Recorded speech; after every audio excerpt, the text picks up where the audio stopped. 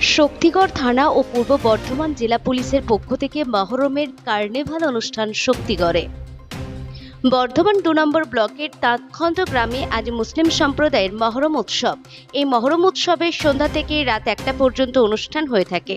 শক্তিগড় থানা ও পূর্ব বর্ধমান জেলা পুলিশের পক্ষ থেকে মহরমের কার্নিভাল অনুষ্ঠান আয়োজন করা হয় শক্তিগড়ে।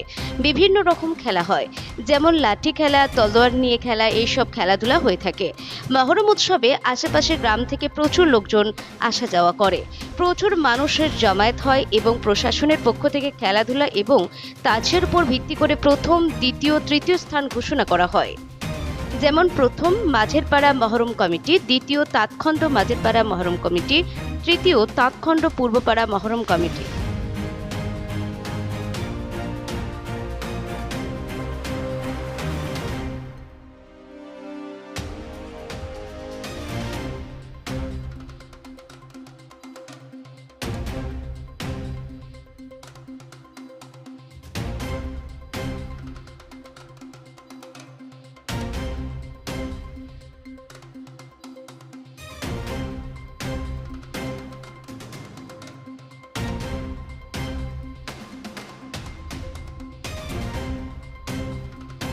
থাকার জন্য অনুরোধ করছি।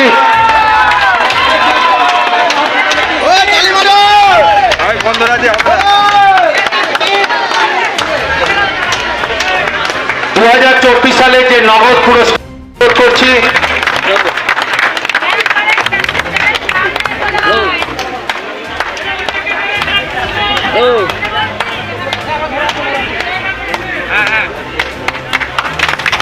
এরপর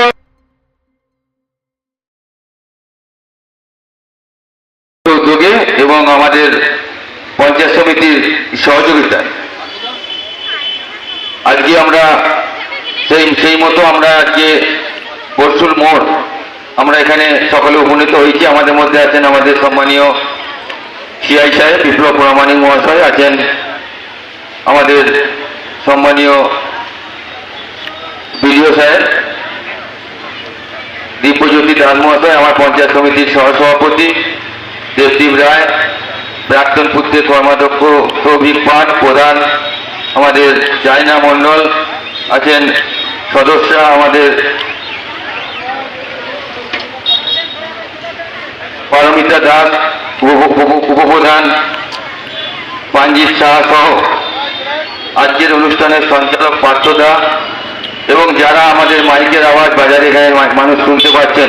আমরা এটা কয়েক বছর ধরেই আমরা এটা ঠিক করি যে এই মহরম কার্নিভাল আমাদের প্রত্যেক বছর প্রায় 8টা করে টিম মহরম কমিটির দ্বারা এখানে বিভিন্ন লাঠি খেলার মধ্য দিয়ে তাদের ঢাল এবং তাজিয়া সুসজ্জিতভাবে এই এলাকা প্রদক্ষিত করেন।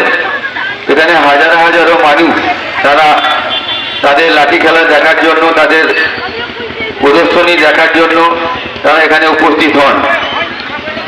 আপনারা সকলেই অবগত আছেন যে আমরা প্রত্যেক বছর এই কার্নিভাল উপলক্ষে এখানে শক্তিগড় থানার উদ্যোগে আমরা একটি অনুষ্ঠানের আয়োজন করি এবং এই